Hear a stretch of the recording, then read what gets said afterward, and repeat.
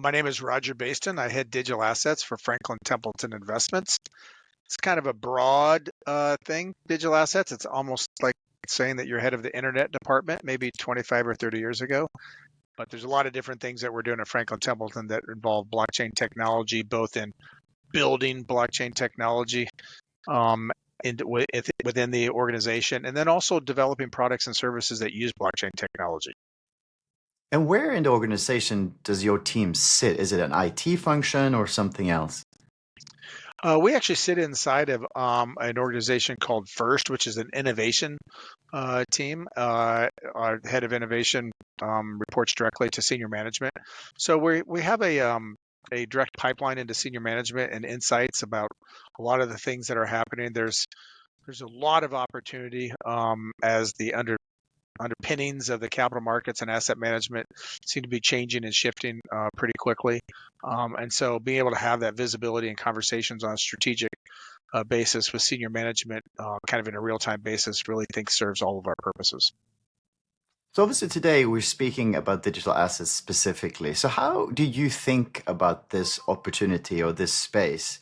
How do you decide what to invest in and what to pursue? Anything you can share around that?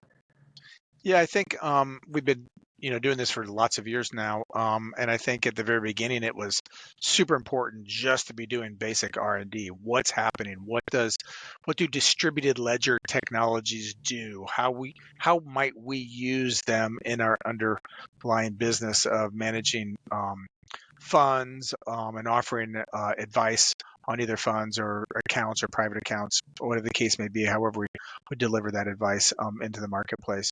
And so as it started there, we became more and more convinced that there was going to be more adoption of these type of technologies because the word choices is distributed ledger technologies. Two ledgers have the exact same record set. Within capital markets and asset management, we spend a lot of time and money reconciling almost same databases and removing that friction in order to, quite frankly, allow clients to receive more return on their capital because we're culling out expensive intermediary type of operation seems pretty important for us to be delivered to clients. So kind of on that note, in terms of the benefits, how do you decide what initiatives are working and which ones are not? What are the KPIs or other points that you look to validate that what you're doing makes sense?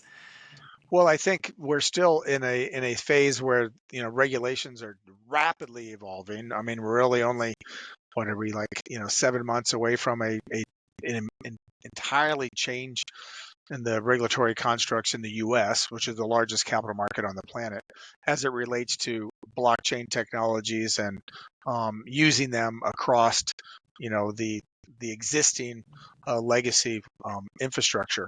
And so I think we're still in early stages of that. We see lots of actors, though, who have digital wallets. These are, Web 3.0 digital wallets that can hold a lot of different type of assets that are blockchain enabled, whether those are cryptocurrencies or whether they're central bank digital currencies or NFTs or meme tokens. These are things that ride on blockchain rails in general. And then you have this other ecosystem of want wallets. And so the want wallet ecosystem have full permission sets already in the securities related businesses. These are the businesses that we operate. And so we still find ourselves in the place where likely the have wallet ecosystem will continue to get securities related permissions. We're seeing lots of announcements even in the past couple of weeks about some of these platforms moving into securities related activities. And we know that they have a lot of infrastructure already kind of in place, just awaiting the permissions to happen. So all of these are ripe opportunity sets to be able to deliver securities and advice around securities, and not just securities, but all different types of assets that I think blockchain begins to enable, so that clients have better outcomes and better solutions in the long term. So obviously you've been doing this for a few years now. What have been some of the biggest challenges when it comes to embracing digital assets, whether it's existing infrastructure or even positioning it to clients? Any thoughts on that? Well, I think the biggest challenges, quite frankly, that we faced over the entire number of years, as you mentioned, that we've been doing this was, quite frankly, the regulatory construct. And that changed just dramatically after the first of the year. And so now it becomes more of like, how do you actually focus in what you're delivering, how you can deliver it, how can you take the stuff that you've been incubating and delivering and actually deliver into commercialized opportunities within the marketplace. Things like, tokenized money funds, Benji. This is where we've kind of cut our teeth in taking blockchain environment and wrapping very, plain vanilla.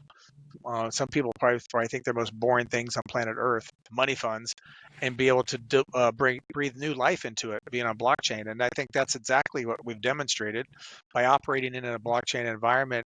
We've created practical practically instantaneous transferability of Benji from one user to another, literally as fast as a new block can be appended onto a blockchain is how fast they can transfer. And then we've been able to deliver a new product feature called intraday yield, which means rather than waiting to the end of the day and everybody who is an investor gets the same amount of, interest over 24 hours, literally we can calculate how many seconds you may have owned Benji during the day and deliver that amount of yield specifically about that. So it's actually unlocking big new markets for money funds that didn't exist before simply by upgrading from the legacy technology inside of the transfer agency business into these blockchain technologies, which deliver these new great utilities to clients. It's a good thing you mentioned Benji because I wanted to ask you a few questions about that specifically. For those that are not familiar, how would you describe it? What is Benji? Benji is just a money market fund, but it's using new type of technology to deliver a new experience for customers and clients. Rather than holding your shares inside of a brokerage account, you're going to own a token inside of a digital wallet, which represents those shares. But it's plain and simple, just a plain vanilla money market fund. Um, Turns out there's lots of uses for money market funds. People like their money to earn interest rather than sitting idle. Stable coins have really proliferated quite a bit all over planet Earth, but stable coins still lack the one thing that money funds provide, and that is consistent yield. You kind of alluded to some of the benefits of being on the blockchain, but what else would you call out? Like, how has this changed things for your customers? Are you using new messaging to acquire customers, or how you engage with other stakeholders that interact with Benji? Well, I think in its current iterations, kind of like a lot of technology, we have some early adopters.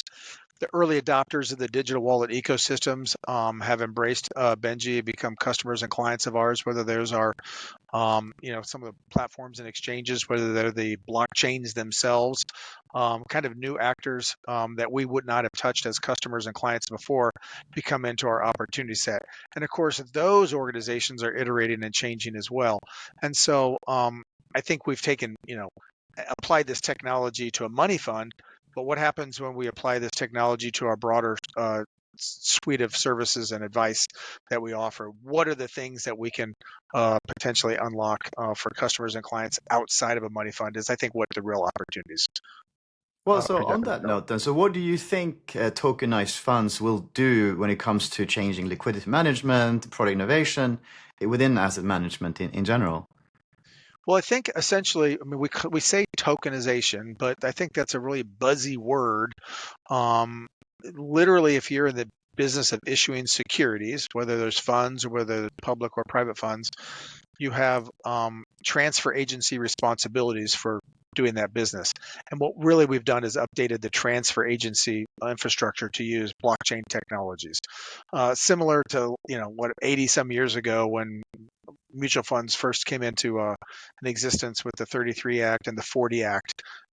Literally, we were passing pieces of paper back and forth to customers and clients for them to hold their assets. And a number of different technologies have evolved since then. And blockchain technology is just another one of those on those journey, which we conveniently wrap in this tokenization idea.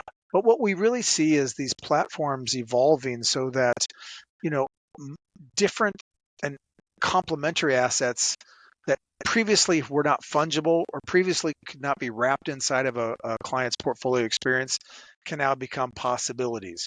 What if you could own a fraction of a sports team? everybody seems to be watching the Wrexham show. I think it's on Netflix. What if you were early in with those guys and buying a piece of Wrexham? You'd now enjoy some nice financial benefits. People have emotional attachment to a lot of things that don't necessarily currently get wove into their overall investment portfolio. And so I think we see the possibilities of blockchain doing that, expanding the opportunity set of investments that can come alongside traditional financial investments, TradFi, we like to uh, call them, and expand the solutions and and increase the outcomes that customers might have over a long period of time. So obviously you operate across different geographies. Is Benji available globally, or are you launching in specific markets? And has the adoption looked so far? Are you seeing anyone jumping on this quicker than others? And what's the insight there? Yeah, we do have Benjis all over planet Earth now. We have a US Benji, we have a UCITS Benji, which is begin to be registered in lots of different countries. Um, uh, the idea that Benji is really a security means that we're talking about these tokenized money funds in different jurisdictions all over the planet. Quite frankly, where we're seeing some early adoption occurring is in the use of Benji as collateral, especially inside of the more crypto native derivative markets, where the actors, the funds, the private funds that have been engaged in potentially leveraged transactions or derivative-based transactions inside of their portfolios want to hold a yield-bearing instrument rather than a non-yield-bearing stablecoin. And so, working with those players to be able to complement and supplant and coexist alongside stablecoins and interoperate with them inside of these particular actors has been a big part of our journey over the past couple of months, as it really solves a problem for these clients and alters the economics of an overall trade by using a yield bearing instrument inside of the collateral. So looking ahead then to the future, let's say, I don't know, 3 to 5 years, what does your roadmap look like? What products and service do you think will be digital asset driven business models? Well, I think we're going to see a great part of the capital markets and asset management business pivot onto these ecosystems. It would be really premature for me to say what things look like 5 years from now, because we're doing things now that I didn't think we'd be doing 5 years ago. I just spoke about collateral management. I didn't think even 2.5 years ago that we'd be engaged in using a money fund as collateral inside of the ecosystem, and not just in the crypto ecosystem, but have a vision to be able to use them in the 100+ trillion public market infrastructures as collateral as well. So it's a little bit hard to forecast a 5 year out period, but we do have a lot of confidence in what is happening again with a better underlying infrastructure and ecosystem that will likely to continue to permeate. If we can do these interesting things on a money fund, with a little bit of creativity and adoption, we can do a lot of interesting things on other funds and services as well. Not to mention the idea that this technology is coming alongside as a rapidly evolving adoption of AI across all the financial markets.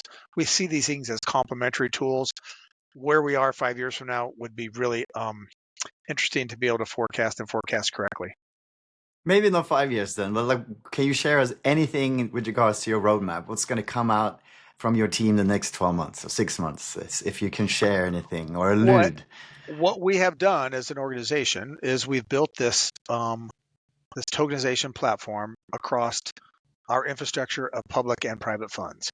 And so as we begin to deploy, the internet department begins to give permission for others to begin to explore and use these rails. We're just an early pioneer within the organization, but as we begin to scale that across a number of our different asset managers, we think there's going to be we know that those have wallet ecosystems literally have hundreds and hundreds and hundreds of millions of customers that we don't necessarily touch in our legacy business.